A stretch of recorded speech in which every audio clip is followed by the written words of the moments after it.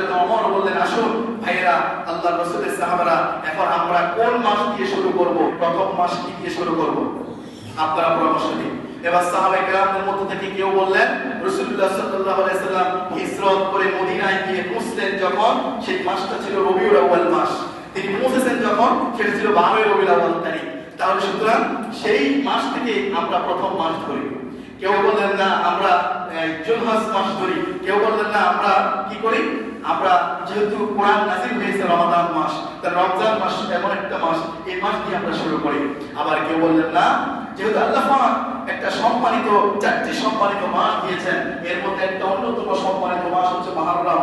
ইসলামের মৌলিক বিধান, মৌলিক কাজকর্মের ভিতরে সর্বশেষ বছরের কাজকর্ম মোটামুটি ভাবে মৌলিকভাবে ধরা হয় হজকে। তো হজ আদায়ের মধ্য দিয়ে আমরা যদি মুহররমকে প্রথম দিই, সর্বসম্মতিক্রমে মুহররম হলো 12টি মাসের